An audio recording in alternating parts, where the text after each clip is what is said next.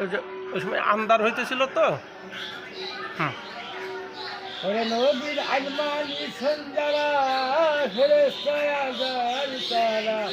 মুনাফিক মহাজনে হইয়াছে রাজবা হো লা ইলাহা ইল্লাল্লাহ মুহাম্মাদুর রাসূলুল্লাহ সাল্লাল্লাহু আলাইহি সাল্লাম বলো কোরআনে আল্লাহর বাণী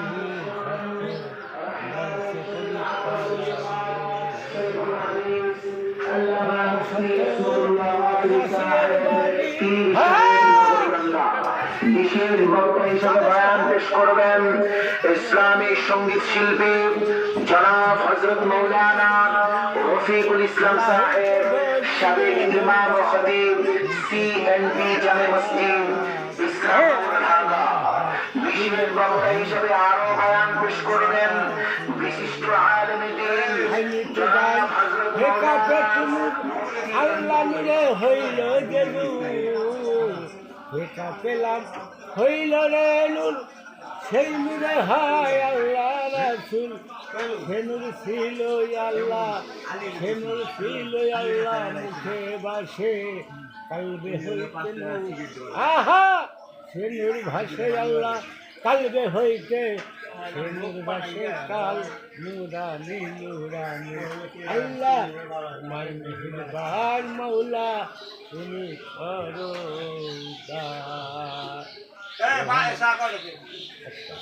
আচ্ছা রহমানের নাম ধরিছে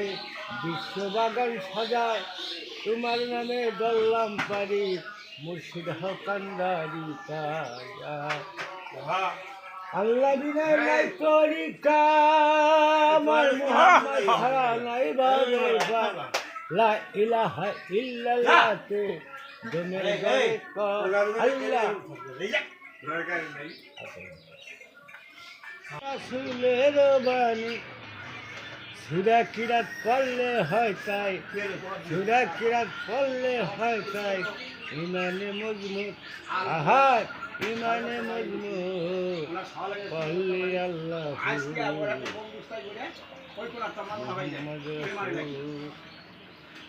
আমার নবী বলছে পাঁচ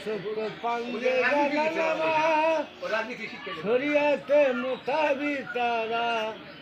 পড়লে নামাজ হবে রে ফল মুসলমান ইসলাম আহা পড়লে নামাজ হবে রে ফল মুসলমান ইসলাম বড় মুমিন পাঁচ তো পাঞ্জেগা নামাজ বড় মুমিন হক মাওলা পাঞ্জেগা নামাজ সুন্নাত ওয়াজিব নফল পড়িলে হয় ফল